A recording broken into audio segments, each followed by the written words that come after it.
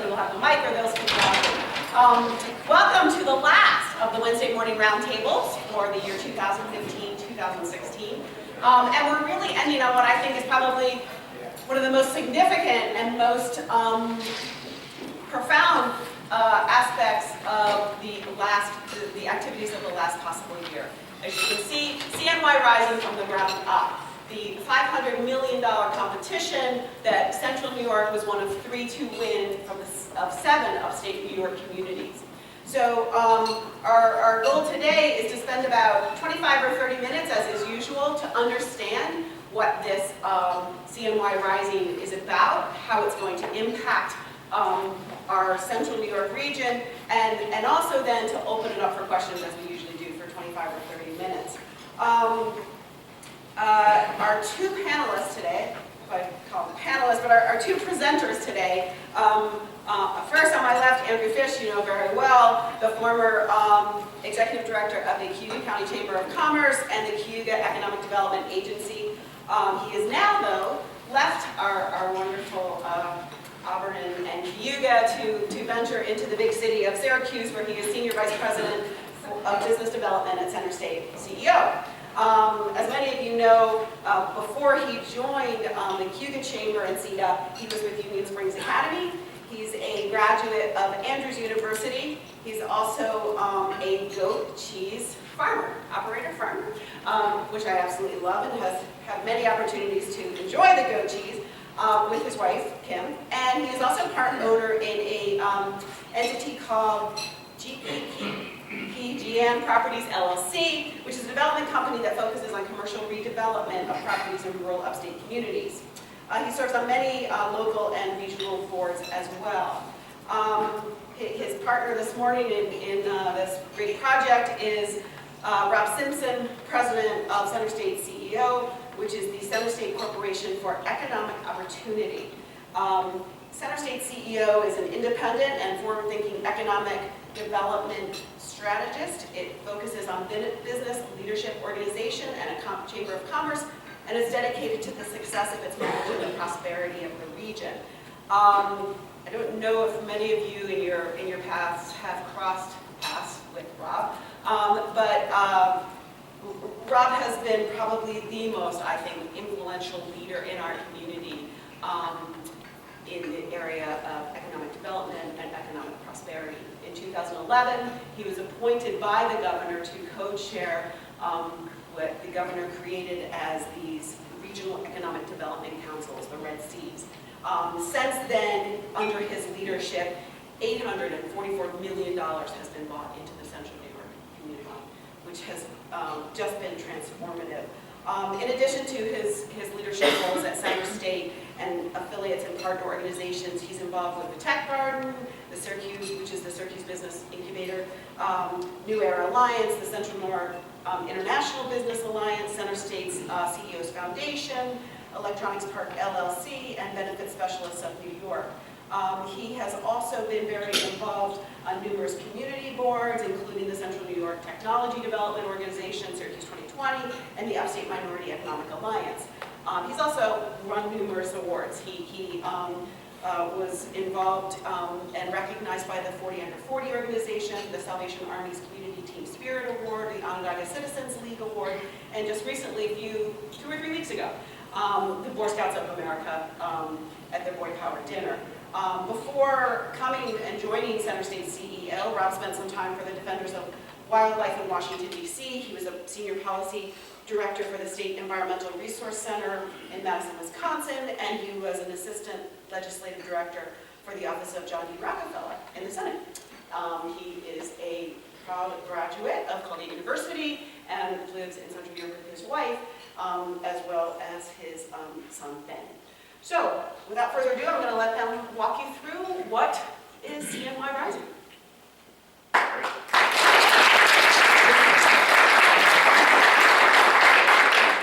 Okay, so I guess we're going to try to do this without the microphone. If anyone at any point has a hard time hearing, just put your hand up a little bit and we'll make sure to speak up and project. But first and foremost, I just want to say thank you for giving us the opportunity to come and talk with you today. I think there was a very intensive outreach process that took place as we developed this strategy last year as part of the governor's Upstate Revitalization Initiative. But despite the fact that we ran what we think was the most comprehensive outreach process in the state of New York, many of the regions undertaking this effort last year, we only touched a fraction of the people that we needed to and wanted to touch. And so we continue to do presentations on this plan. Actually, we'll be doing 3 different presentations today alone. Every week we're out talking with new groups of stakeholders, trying to make sure that they understand what this strategy is all about, how it is rooted in our region's core strengths, and how and where you all as individuals, as organizations, as businesses can be involved in pushing this work forward, can benefit from this work, but can also provide leadership to this work. I also just want to acknowledge the elephant in the room at the beginning of the meeting and say thank you for allowing me to have the benefit of this partner sitting next to me. I know this was a difficult decision for Andrew. I know also probably for many of you, but I will tell you this, you all in this region have cultivated the single best talent in economic development in Central New York. That's something that our team clearly recognizes. You've also heard me now. I saw Jesse Klein when I walked in the door. For 13 years, Jesse has heard me, seen me every time I come to Auburn, talking about the desire to build stronger regional partnerships. And one of the ways that we're going to continue to build our credibility to operate regionally at CenterState CEO and to be a partner for every part of this region is to engage with people who understand every part of the region. And Andrew certainly understands this part of the region better than anyone as it relates to economic development. We're grateful to have him on the team. Central New York Rising emerged from the challenge really that Governor Cuomo laid out for us last year with the Upstate Revitalization Initiative, really pushing regions to think differently about their region's economic circumstance. And I can say, having spent the greater part of my life in Upstate New York, I've never seen an opportunity quite like it. I have hesitated sometimes to talk about it as an economic development program. In fact, I think what Andrew and I and Meg and so many others in the room that went through this last year recognized it was as much a sociological experiment as anything, trying to mobilize a region around an opportunity as large as a potential $500 million investment. Not only sharing with them facts about the circumstance of our economy, engaging them in a conversation about what we want for our future, ultimately prioritizing a very narrow list of investments going into the state, and now working carefully to try to implement those strategies in a way that is open, that's transparent, and that leads to long-term success for this region.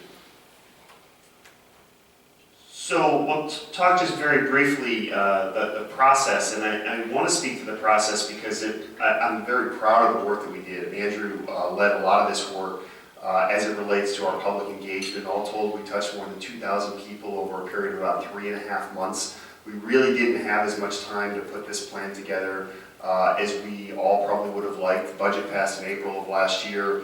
Applications were due October 5th, which meant we had just over 5 or so months to do the bulk of the planning work associated with this strategy. We brought in a national advisory council of stakeholders from all over the country to come in and effectively to beat our plan up. We found smarter people than us, and we turned over our intellectual property, and we challenged them to challenge us about how to make that strategy better. And the end result was a plan, CNY Rising, that was created by those of us here in Central New York. 120 different stakeholders on 11 different work groups, plus the regional council. Those are the individuals that developed the white papers, they developed the strategies, they sought out the projects, they brought these ideas forward. Whereas in some regions around the state, they brought in consultants, McKinsey, the Boston Consulting Group, and others. They paid them upwards of $2 million to write their plans, some of which didn't win, by the way. We did this work here in Central New York by people who know the community, and I'm really proud of that. And I think that differentiates, I think, the authenticity of our plan from some of the others. And back in December, we were fortunate enough to be announced one of the 3 winners, not only ourselves, but the Finger Lakes, the Southern Tier, and Central New York were the 3 quote-unquote winners of the Upstate Revitalization Initiative. One of the challenges, and Andrew heard this as forcefully as I did, direct from the governor, one of the challenges that the state really held us to task on was to bring in a focused strategy. I think part of the thought process in Albany had been that for too long, efforts had been made to make too many sporadic investments in too many different areas, that as a result, investments were sometimes diluted, and that what the governor was really looking for was a series of transformational investments that transcended anything that we've been able to do before. In multiple conversations with him over the course of 2015, he reminded us, sometimes politely, sometimes more directly, that, that we needed to think big, that small ideas were not going to change our economy, and that small ideas were not worthy of a $500 million investment. Big ideas attract big money, and there was big money on the table. And that was the task that he laid out before us, and I'm really proud of the way that the region responded. We laid out 6 key strategies. Andrew and I will sort of walk through each of them individually to give you a sense of what those strategies are, and then we'll have lots of time for questions, comments, dialogue, and suggestions. So first up, talking about unmanned systems. This is an area where, frankly, we've wrestled as a region to think about our key priority industry sectors. We have a very diverse economy in central New York. Across the 5 counties, we have no industry that is greater than 9% of total employment. Education, healthcare are both right up there at 9%, tourism just below, and manufacturing about 8.5%. We have 13 industries between 5 and 9% of total employment. So as we've thought historically about industry sector strategies, we've come to realize that there isn't enough density in any one individual industry vertical to really provide the region with the level of growth necessary for a return on investment. So we did some creative work throughout this planning process, really trying to understand what the capabilities of those industries are and whether there was a more cross-cutting capability that multiple industry sectors could deploy into the marketplace. What we discovered was a region's core capability around sensing technologies, data analytics, wireless communications, and cybersecurity. 4 key technologies which not only make up the bulk of the intellectual property generated in central New York, but also line up significantly with some of the most compelling market opportunities that exist in the world right now. One of those being unmanned systems and cross-connected platforms, otherwise known as the Internet of Things. The commercial drone industry has taken off exponentially, estimated by many to be a $1 trillion market by the year 2025. That's a global market. And this is something that we're particularly well positioned in here in central New York, having just won 3.5 years ago, one of 6 federally designated test sites for unmanned systems anywhere in the country, giving us a real interesting and competitive advantage. So just in the United States alone, within the next 3 years, estimated to be $82 billion, significant amount of current employment in industries that potentially support this industry, and the opportunity to take these technologies and deploy them not just into unmanned aerial vehicles, but ground systems, into your electronic devices of all things, is an incredibly compelling market opportunity. So what have we proposed doing? 4 key things that are at the heart of this strategy. First, we built a one-of-a-kind research partnership with NASA that is the world leader in the integration of unmanned aerial vehicles into the commercial airspace. To give you a sense of the complexity of the challenge, in any given day, there are 5,000 commercial aircraft that crisscross the United States of America. Take off on the East Coast, they go to the West Coast, from the Midwest, North, South, East, West, 5,000 flights. Between September 1st and December 25th of last year, there were more than 1 million drones sold in the United States alone, right? The complexity of understanding what's happening in the airspace is an exponentially different challenge than our current air traffic control system can handle. And what we propose doing here in central New York with NASA and other partners in government and in industry is to test, demonstrate, and deploy the first live-scale unmanned traffic management system for commercial drones. I should be able to see everything that's happening in the airspace as small as a bird, a small hobby drone, all the way up to large commercial aircraft, and keep those from conflicting with one another. Second key thing we're talking about doing is building a one-of-a-kind testing and certification center for industry partners that are looking to test their aerial vehicles and their ground vehicles. This is probably a $100 million plus facility that would be built here, be one of a kind in the world, and would be a source of attracting business and industry to our region to participate in that. We want to build a public policy school in partnership with Syracuse University and other colleges in the region, really focused on some of the regulatory and other challenges associated with integrating commercial vehicles into the airspace, whether they be privacy issues, safety issues, and so on and so forth. This is less a technological challenge at this point. I mean, listen, we can put a satellite in orbit within inches of Pluto, 3 billion miles away. This is less a technology challenge as it is a regulatory challenge, and that's what we're going to be wrestling with here. And the final thing is really utilizing these investments that the state is making to drive innovation and research and development coming out of our colleges and universities, places like CCC, but really also attracting new startup talent from other parts of the country and making Central New York a hotbed for research, development, and investment in this space. And that was probably the longest this group has ever seen me near a microphone and not heard me speak. So, second signature investment area is unsurprisingly in agriculture.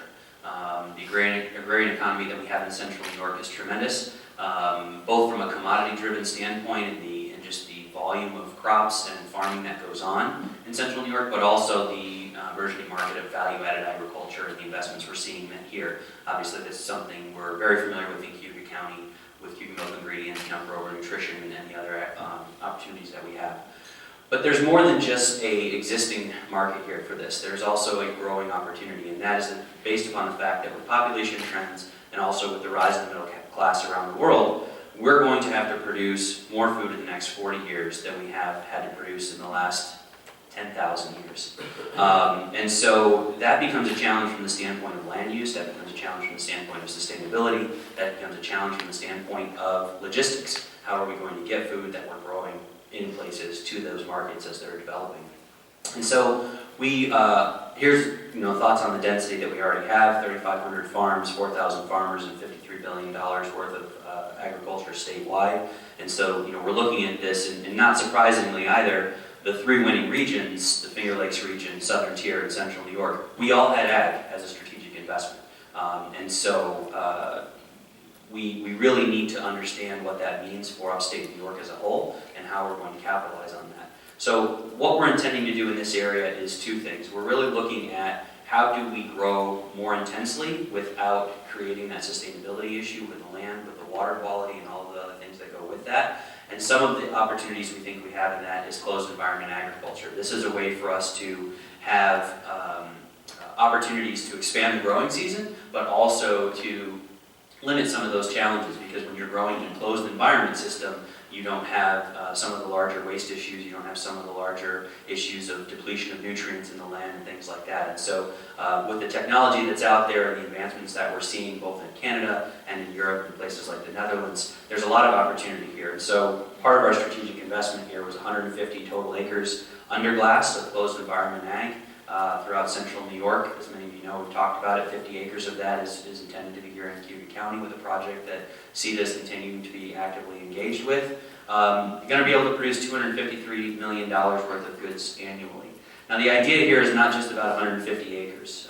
It's really about how do we convert thousands of acres into this closed environment ag system so that we can produce food so that we're able to access that market locally here on a year-round basis, but also how do we then translate that into meeting this global need and this rise of demand that we're seeing around the world. So one of the things we're going to have to do is you can't just grow tomatoes here, put them in a box, and stick them on a ship for a month and expect that they're going to be able to arrive at a foreign market and be usable. I know I go to the grocery store and I buy tomatoes and I forget them in a week later and they're not usable. In that timeline between when my wife thinks they're usable and when I think they're usable.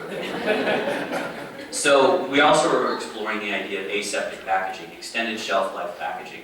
This is the idea where you take produce, you process it minimally, but you do it in such a way that you're able to preserve it, and you're able to package it, and you're able to ship it so that it arrives still in a somewhat fresh quality. This isn't about dehydration or freezing. This is more about how do you have something arrive thousands of miles away on a shelf that's still fresh, and that's still something that they can grab a lot of the nutrients out of that. Because some of those processes, drying and freezing and those kind of things, they're gonna remove some of the nutrient from it. So we're looking at this as a food system as a whole. Another thing to report on this that's kind of an outflow since then, early stage conversations, but we're really talking about, I mentioned all 3 regions had agriculture as one of their strategic investments. We're talking about how do we collaborate on that? How do all 3 regions get together around the table and ensure that we're moving this forward together, and so we're not competing over the same opportunities, that we're sharing best practices with each other, and we're being able to leverage these investments in a significant way.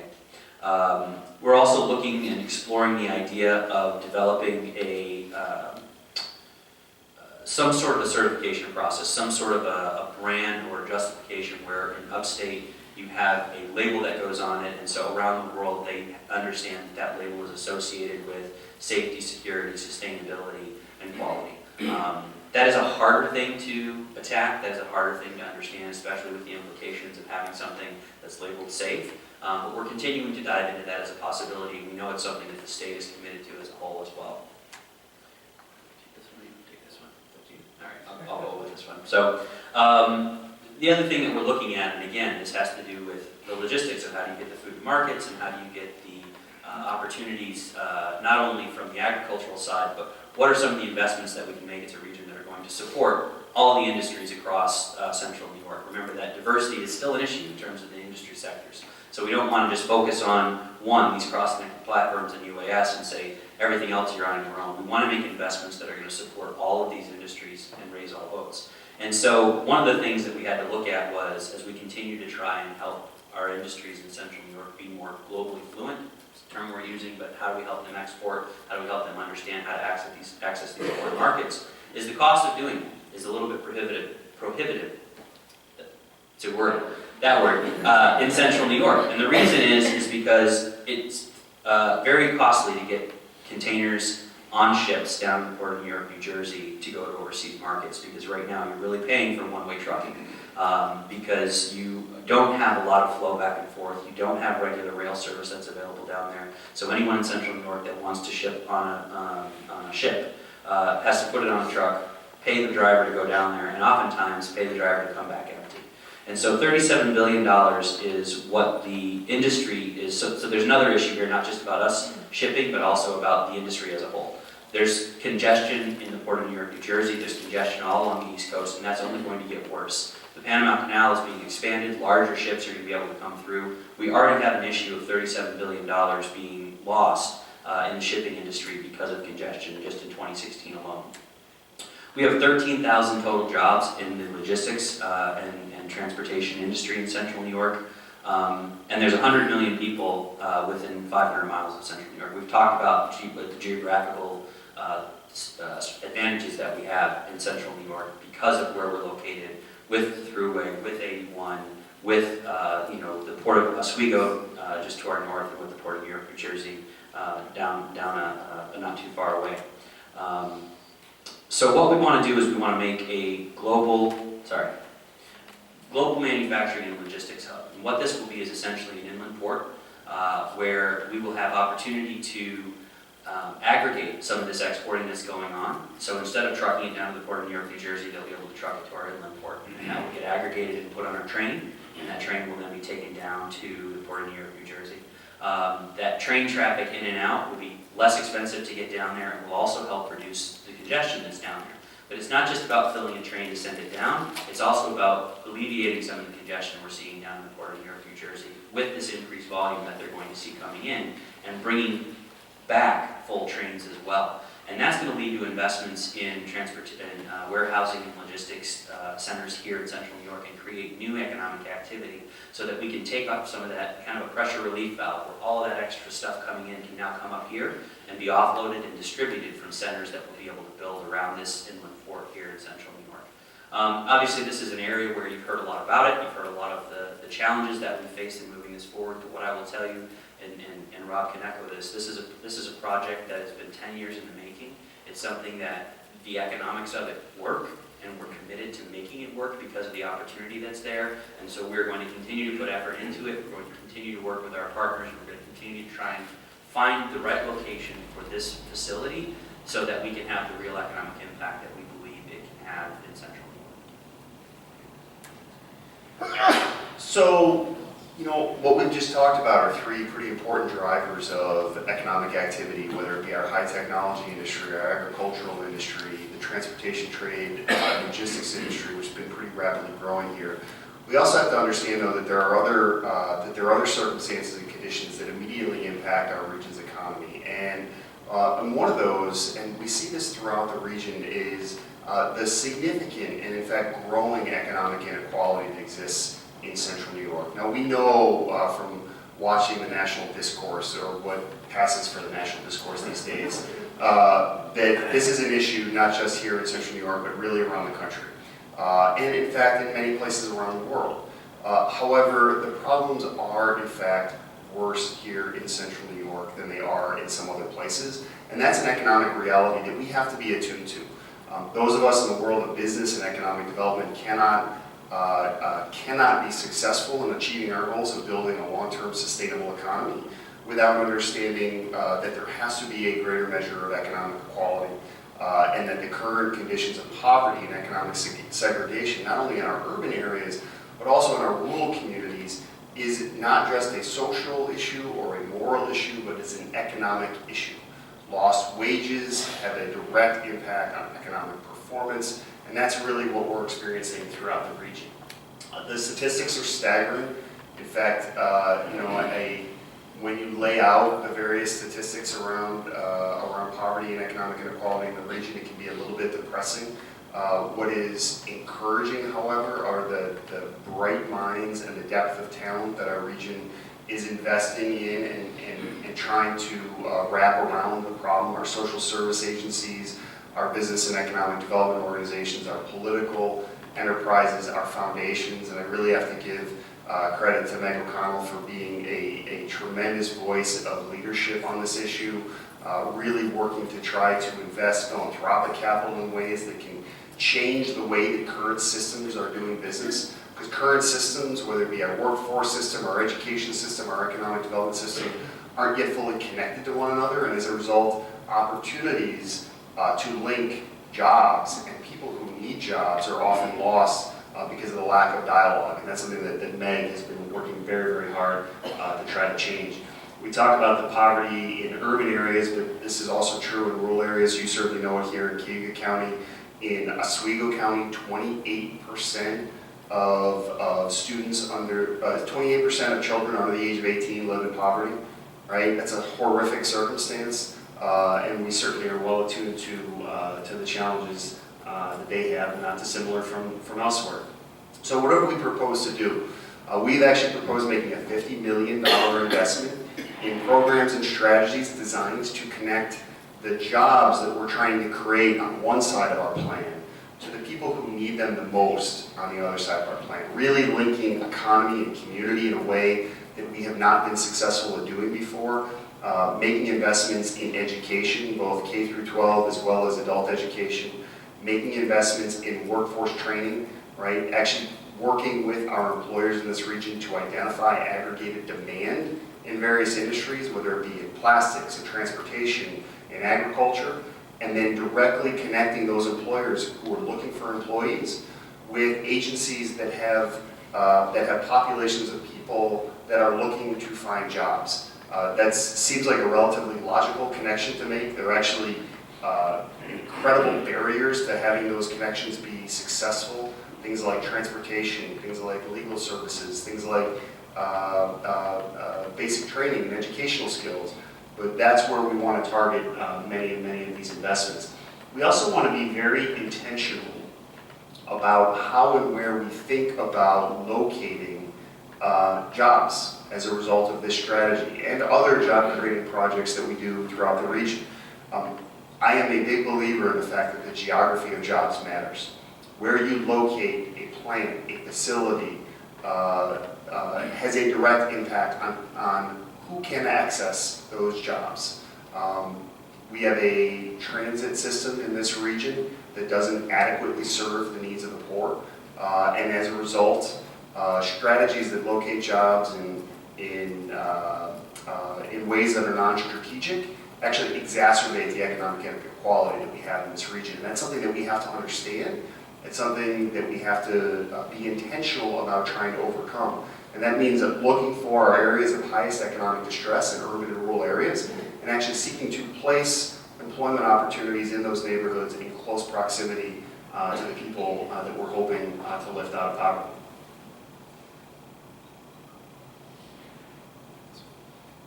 Okay, Andrew doesn't want to take this one. I'll take this one. So we talk about one disadvantaged population, and I think it's also important that we talk about another population that has been underserved. And Syracuse University, along with many other community partners throughout this region, deserve a lot of credit. This is a region that actually has a huge number of veterans and military families already living in this region. New York State as a whole has, I think, somewhere 800,000, 900,000 veterans and military families living here. But the reality is that over the next 5 years, there will be almost 1 million veterans turning out of service during that period of time.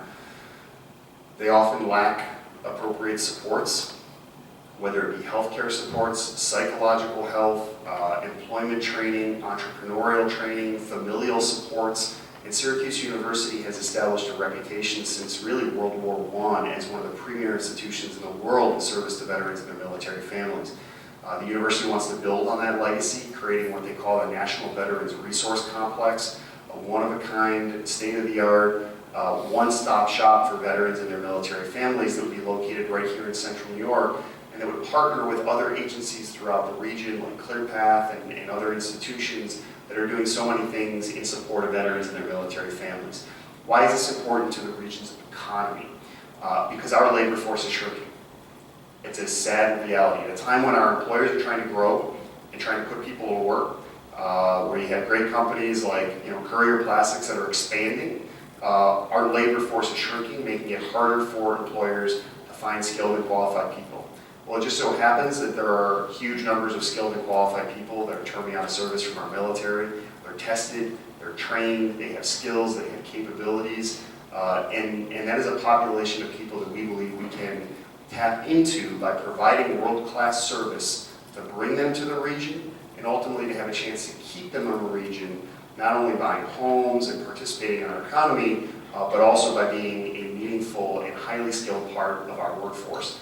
Syracuse University estimates that over a 5-year period of time, they think they can serve as many as 48,000 veterans and their military families, which gives us a really remarkable and compelling opportunity to engage with those veterans and their families in part of a strategy to help us rebuild our labor force here in central New York.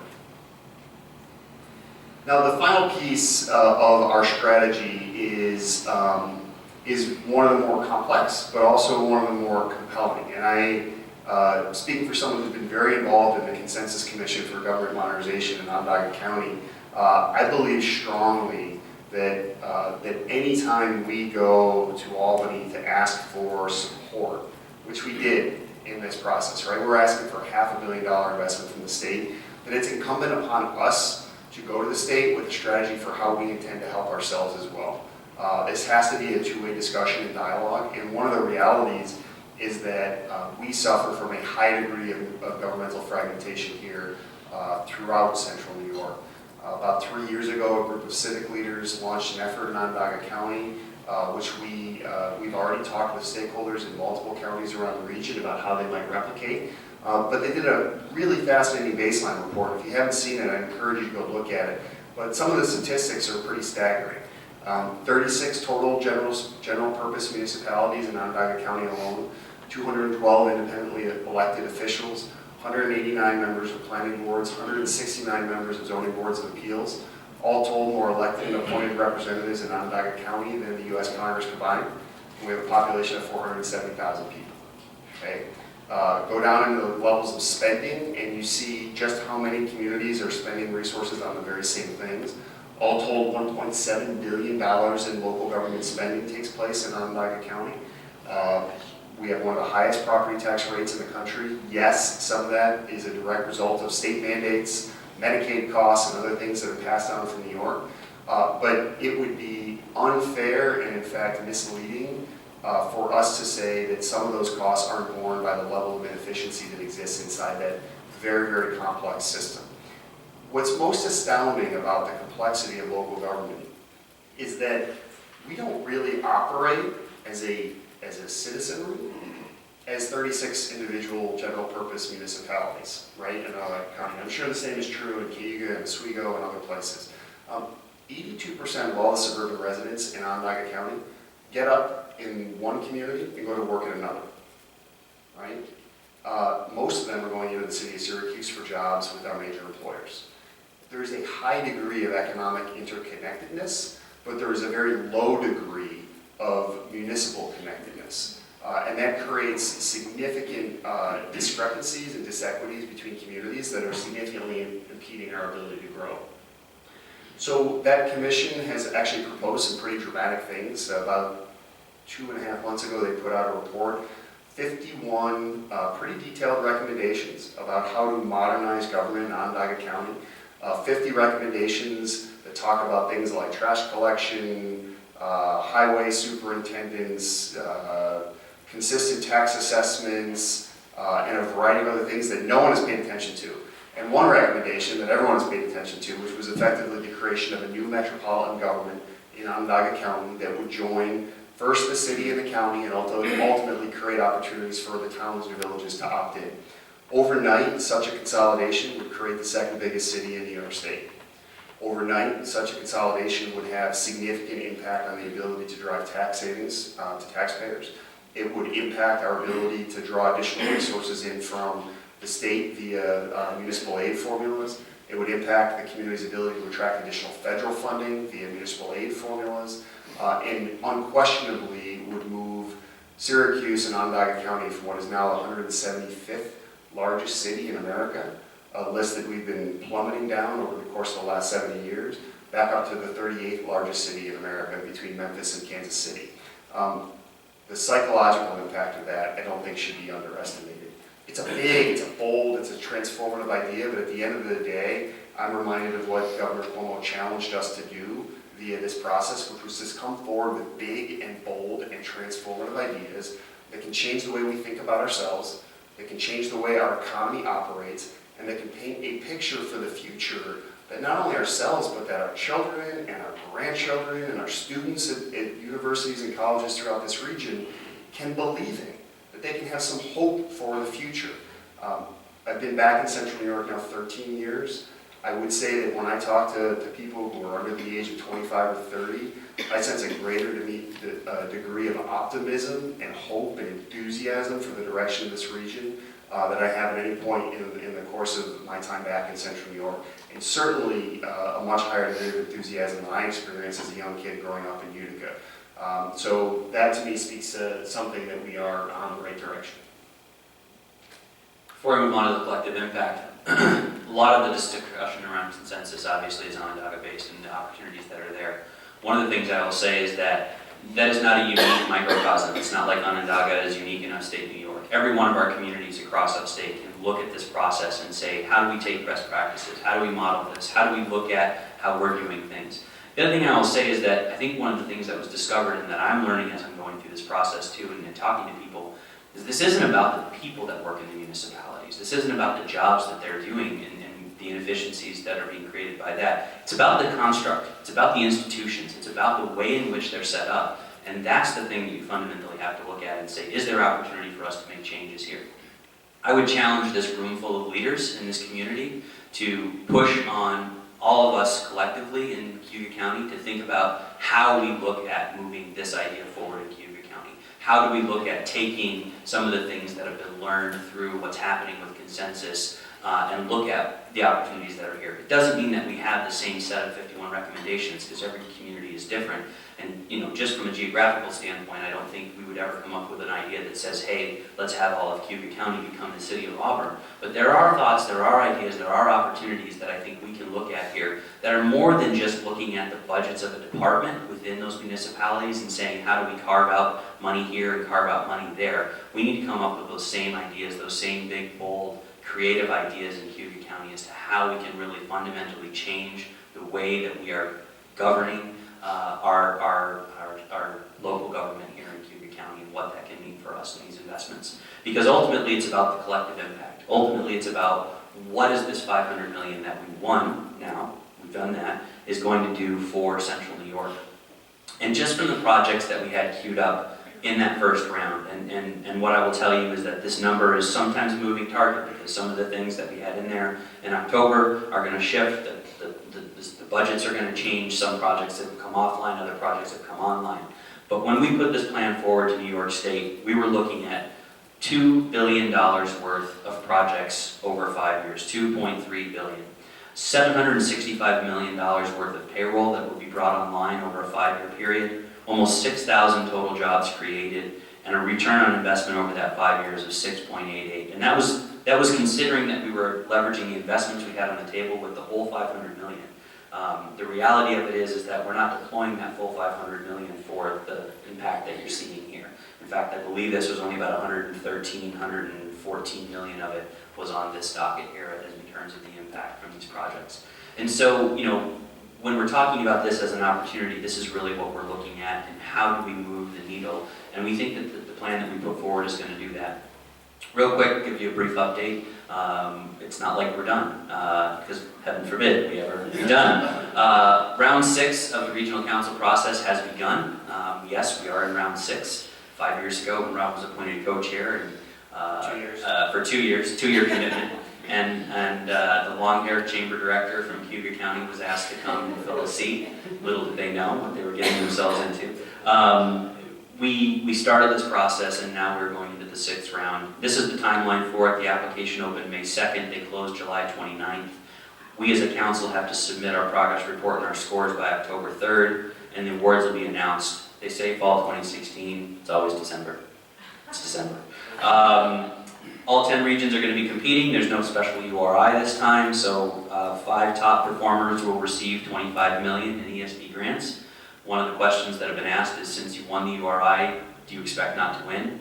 Well, I'm doing the math, and if 5 regions are winning, one of those URI winners will probably end up doing it, because they're going to have to still give that to some upstate stuff. So we're going to put the best plan forward that we can. The remaining 5 regions will win $10 million. This is a larger prize than, other than last year, than what we've traditionally been getting, or what communities have traditionally been getting when they hadn't come in as a top performer. It's hard for me to say that only happened those once. And then the other thing is the Downtown Revitalization Initiative, which is something that is, I think, probably important to a lot of people in this room. There's $100 million statewide. This is an initiative through the Department of State, and former Secretary Cesar Corrales is running that. Each regional council is required to select one city that will receive a $10 million investment from New York State for the revitalization of the downtown. And so, obviously, there are several mini cities in central New York that I think are all mobilizing to put forward a plan. From our standpoint, we want every one of those municipalities to bring forward the best possible plan they can, because what we have always said in central New York is we want to put forward the best opportunity to New York State to take those dollars and have them have the strongest impact. And so that is actually something that's kind of outside of the process. We actually have to make that nomination to New York State by June 30th. And so we are anticipating, as a council, receiving those plans in the early part of June. And I know that Auburn is actively working on putting together a plan, so in this room are engaged in that. And we know Oswego and possibly Syracuse and others will be putting forward a plan as well. So that is round 6, and that is our presentation.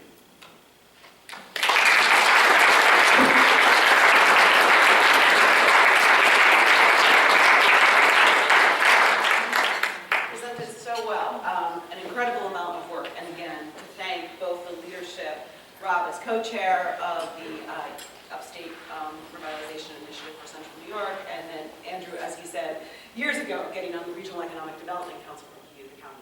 So, questions? David? That's got to be the best presentation I've ever seen on this. I was a little reluctant to come because I've heard so many, and I thought you guys just about really nailed it. On the government consolidation, about 10 years ago, or maybe even longer, we in the county I was on a panel where we addressed this. We had 100 municipal boards in Cuyahoga County. We're talking about 80,000 people, 100 municipal boards with elected officers, most of whom are elected in a vacuum because nobody has any idea who they are. And they're all working in their own different directions. So there is a plan, and I understand something is afoot now. And I really appreciate the focus on poverty, on that area. And I just, what's going through my mind is I'm working with an agency that's addressing people who have been abused, people who are experiencing trauma. A high proportion of people who are in prison have experienced, almost all who are in prison have experienced trauma. And it starts with children who are traumatized and never treated. In fact, the cycle goes on. Their trauma is expressed in their behavior. Their behavior gets them into more trouble. They get abused, punished because of their trauma, and of course they head on to prison. We have, in New York State, and as all over the country, we've replaced the cost of dealing with community colleges and public education. We've replaced that with prisoners. Dealing with trauma would probably reduce that cost in half. If nothing else, you would eliminate half the people going to prison. Just a thought that in dealing with that part of it. Yeah, so great. And for those maybe who couldn't hear all the questions, a couple things. First, he said what a great presentation it was. Second, on the issue of government modernization, the one thing that I would just offer, and I think it's a lesson that I think we've learned. Actually, we've done some things wrong with the consensus process, but one of the things we did right, in my opinion, was that we began the process with a completely apolitical, data-driven analysis of what exists, right? Going into it with no preconceived notions, let's take a look at who is doing what it's costing them, analyze it in a way that allows you to compare apples to apples, not only in terms of costs, but in terms of outcomes, and that gave us a really robust platform from which to have a relatively apolitical conversation about what the areas were that were ripe for improvement, and then a slightly more political conversation about how we might seek to improve those areas. But starting with that very robust analysis of what you have, that baseline, I think is a really important step, because these are very difficult conversations that are entrenched constituencies, status quo, which is very difficult to change. And on the final issue, as it relates to trauma, I think one of the lessons, and Meg might be able to speak to this better, that we've learned as it relates to trying to engage on an underrepresented stakeholders, whether they be people coming out of the prison system or just people who have grown up with lack of opportunity, is that the job is not sufficient, right? It's a necessary precursor. You can't give someone a job if no job exists for them. So we start with employers, but that the secret sauce is really in the creation of the support systems, right? That so many social service agencies throughout our community are already doing, and aligning those up with the employer and with the employee in a way that creates a safer and more reliable and more predictable continuum. Well said. Ed? Yeah, I was fascinated by the closed environment in agriculture, and I appreciate that would be interesting, and beneficial if we became an agricultural exporting area. But what struck me first, guys, is the fact that if we simply supply our own grocery store chains during the winter with produce, which is currently coming from the southern hemisphere, that would be a substantial improvement right away, and also ecologically speaking, wouldn't result in so much fuel and carbon being expended on transportation. So that really excited me, that I could buy tomatoes from Fulton instead of Chile in January. It's funny, I was just at an event with an ambassador from Chile last week who was here talking about how that's a major import for them. But you're absolutely right. The opportunities in CEA are actually going to be driven by the local market first. The people who are going to be coming in and the early investors in this opportunity in Central New York, they are going to be looking for a local market. What we're looking for is okay, so we serve that local market. Now, what do we do? And so you're absolutely right. Those are the existing market, and the access to that existing market is the reason why we'll see that investment. And then the support services that can be built around that as density forms. Then you have to start looking at where do we grow those markets and how do we export so that we can have thousands of acres as opposed to hundreds of acres. So you're right. Follow-up, slightly humorous question, will this be affected by the legalization of marijuana? Do you anticipate? You are not the first person to ask that. Next question. That's awesome back there. Yeah, go ahead. Steve. Could you elaborate on the 500 million and how much of that is allocated already to specific projects that were sort of submitted and considered in the sectors that you talked about, and how much might be available for projects that fit into those sectors that can be developed and presented over the next 5 years? So of the 500 million, we had, as I mentioned before, about 100, and I think it was 118 actually, that was kind of allocated and slotted for projects. What I will say is that of that money, less than 100 million of that has been deployed at this point, specifically to projects. That number is growing as we continue to make announcements, as we continue to finalize. The difference between the URI and the regular consolidated funding application process, as any of you who have gone through that has known, for you to put a consolidated funding application in, you are ready to go. You are what we call shovel ready. You are just waiting for that but-for money that you need from the state to move the project forward. URI was a little different. We had conceptual projects. We had projects that we knew were good projects but still had a lot of work to be done. So that's still actively going. What I would say is that there is no bucket of strategic investment that has been depleted. I will say that probably the most committed funds are around the manufacturing and logistics hub in terms of the amount of money that we allocated for that strategic investment and what's been deployed. I would say that there was also about 50 million, 30 to 50 million that we didn't even have kind of slotted into one of those 6 strategic investments out of the 500. So the answer is there's quite a bit of it that's still available, Steve, and we want them to align with those 6 strategic areas, but we also left some of that unallocated because we don't know what we don't know. And there may be big opportunities that come over this 5-year process that we didn't want to say, well, we can't invest in that because it wasn't part of our 6 strategic investment areas. I don't know if you wanted to elaborate. I would just add the one caution that we have received from Albany is to ensure that the URI resources are invested in ways that are designed to accomplish the goal of big and bold and transformative change. And that means that we're going to be looking for projects in those 6 buckets that are big and bold and transformative and that have large-scale economic impact. What the state has shared with us is that the CFA process exists to do all of the other projects that we've gotten used to doing here in the region. And what they want and expect from these URI resources are big and bold and transformative investments that can make a long-term and lasting impact on the economy. And as a follow-up, what would be the process outside of the CFA to present projects to the Regional Economic Development Council? So the first step would be to contact Jim Fail, who's the regional director for Empire State Development. They have an intent to apply form that they can provide to a potential applicant that gets the process rolling. That information gets put in front of the council, and we can begin to evaluate not only the merits of the project, but how it aligns strategically with the 6 pillars. Rob. Andrew, can you go back to the slide with the impact? So, of those numbers that are up there, since you determined that this is the impact that's going to be seen for Red Sea so far, from the money that you've allocated, how many of those jobs are queued in county?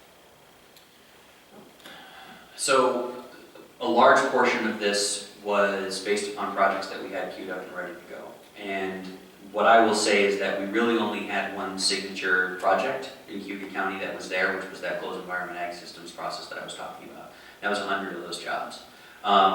And so some of these numbers that we're talking about with total jobs created also has to do with those anticipated investments that we're going to be making in some of those areas. And some of that impact will happen still in Cuba County. And so of the queued up investments that were ready to go when we put them in, there was 100 jobs that were 80 to 100 jobs that we were anticipating here, but there are many more opportunities that we'll see as a result of the ORI for Cuba County.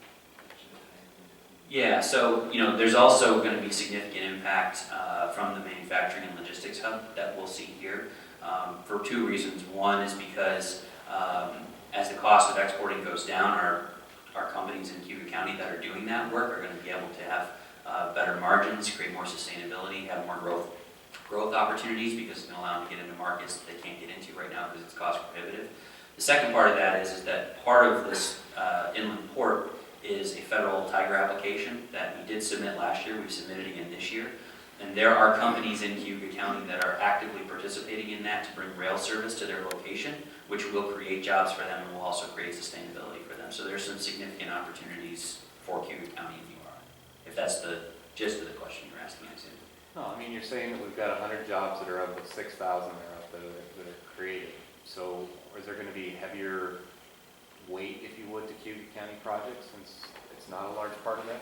Yeah, so what I would say, the 6,000 jobs, just to be very clear, that's a projected impact from these investments, right? It's very difficult. So inside of that is a projected impact of what the total employment impact from putting 150 acres under a roof in controlled environment ag, right? What we know is that we have a project in hand today here in Cuba County that could create 100 jobs. What we know is that there's a project in Onondaga County and there's a project in Madison County that are probably similar scale, but that's not going to be the full deployment of those $50 million in resources to support agriculture over the 5-year period of time.